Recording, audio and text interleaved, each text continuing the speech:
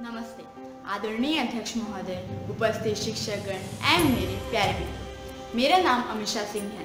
मैं कक्षा 10वीं जवाहर विद्या भवन की छात्रा हूँ। संविधान दिवस के शुभ अवसर पर आपके समक्ष अपने विचार प्रस्तुत करना चाहती हूँ। स्वतंत्रता की बड़ी अनूठी अमर कहानी है, बलिदानों के उपहारों में यही निशानी है। आशनाएं आज़ादी पर हमने ठानी है, भारत के वीरों की ताकत जगने जानी है।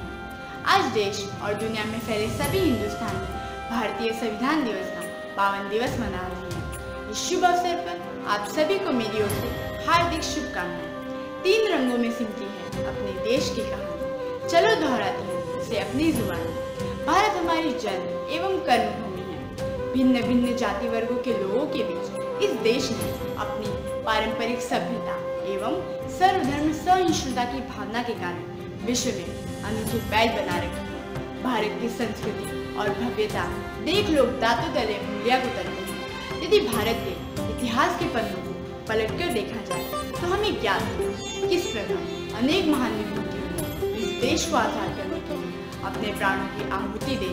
महात्मा गांधी, पंडित जवाहरलाल नेहरू, लोकमान्य तिलक, लाला लाजपत राय जैसे महान पुरुषों की महानता की चर्चा करते हुए लोगों के शब्द ही नहीं आते।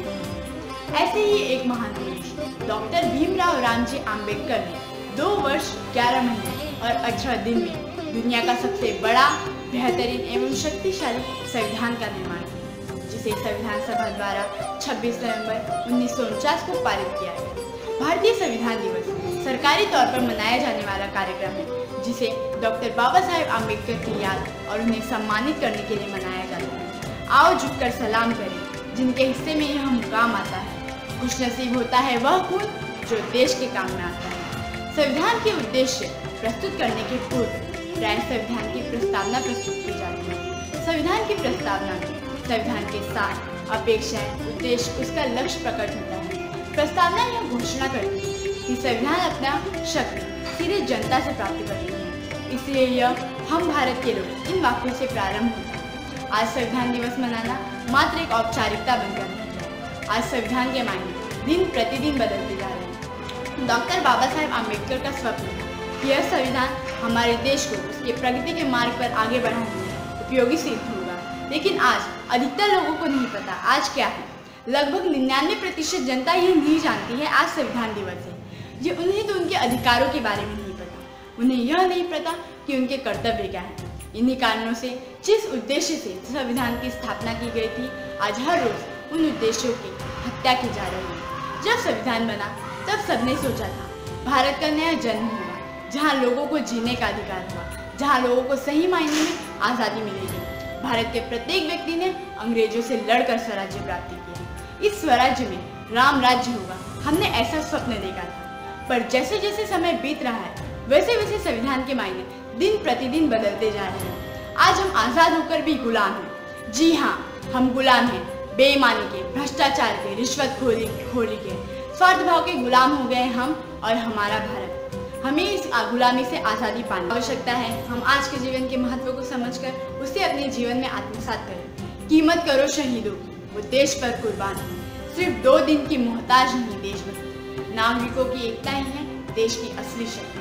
सचमुच दुनिया के तमाम मुल्कों के बीच हम दुनिया के सबसे बड़े लोकतंत्र में रहते हैं। भारत की सुनीता विलियम ने अंतरिक्ष में पहुंचकर हमारा मस्तक गर्व से ऊंचा किया है। सचिन के बल्ले को दुनिया सलाम करती है और सूचना के अधिकार ने हमारे गणतंत्र को और सुदृढ़ बनाया। लेकिन आज भी कई क्षेत्रों में हमारा संविधान अधूरा है।